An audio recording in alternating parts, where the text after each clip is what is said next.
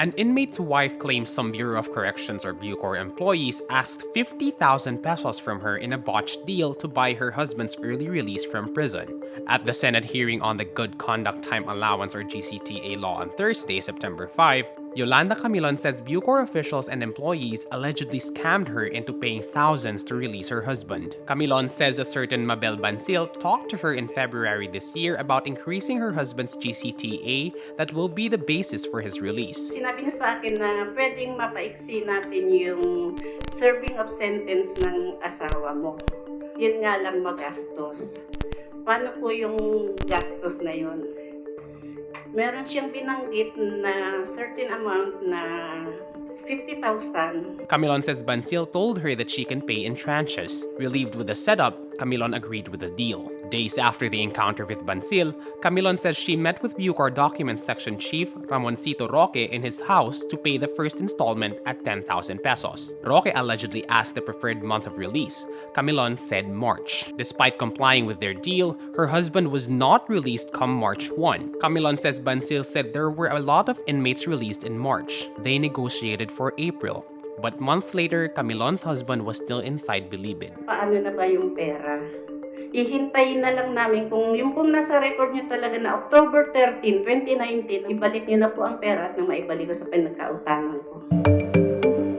Presidential spokesman Sal Panelo rejects the apology of news website Inquirer.net over its report that he recommended executive clemency for rape slay convict Antonio Sanchez. Inquirer.net posted its public apology to Panelo on Friday, September 6, days after he threatened to file libel complaints against the news site and Rappler, which also ran the report, if the websites failed to issue a public apology. The statement says, quote, Inquirer.net apologizes for reporting on its social media platform that Secretary Salvador Panelo wrote a letter to BPP Executive Director Reynaldo Bayang recommending executive clemency for ex-Calauan Mayor Antonio Sanchez. Panelo told reporters, the apology, as worded, is unacceptable. He has an issue with how Inquirer.net described his statement as a clarification when he was slamming their use of the word recommended. For its part, Rappler maintains it need not apologize for a story that is neither libelous nor defamatory. Rappler says Panelo's libel threat is a diversionary tactic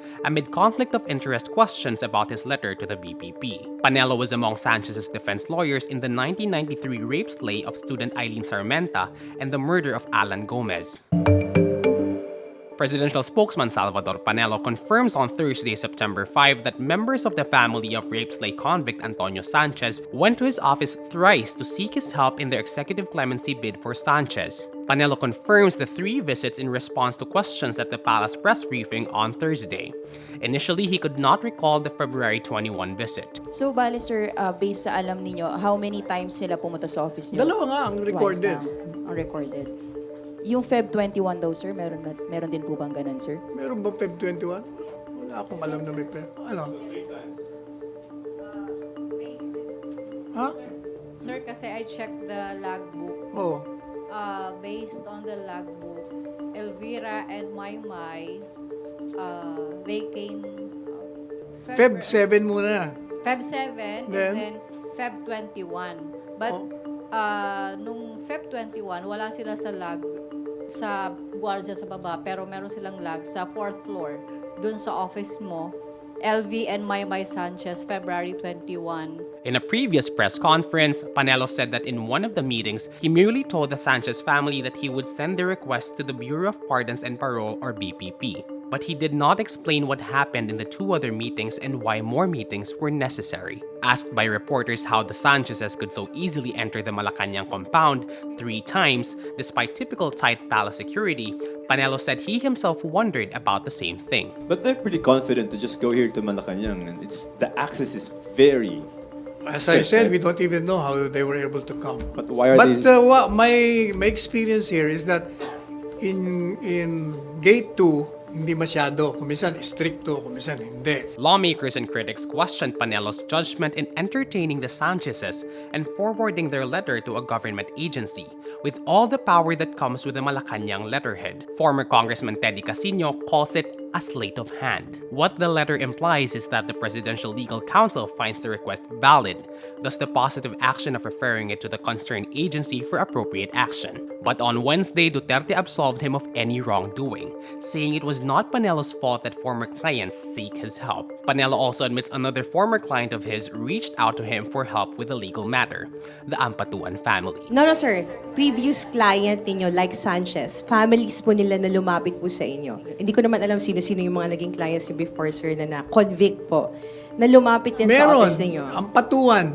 Anong hiningi po ng pamilya ng Ampatuan, sir? Siyempre, idol sumunod kasi pareho ng mga kapatid nakakulong hanggang ngayon, di pa tapos ng trial. So they're asking the intercession of the president. Panelo insists he did not lie to the media.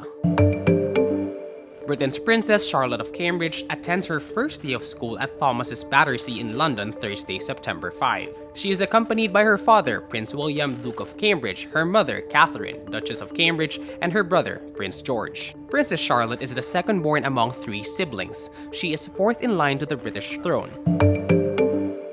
Rapper Nicki Minaj on Thursday, September 5, shocks fans by announcing her retirement from music. Minaj is engaged to music executive Kenneth Petty, and she recently said a wedding is in the cards in the coming months. The surprising news fuels pregnancy rumors that had already been swirling since June, after she appeared on a late-night television show and opted against drinking. Minaj is best known for her hits Super Bass, Starships, and Bang Bang with Jessie J and Ariana Grande.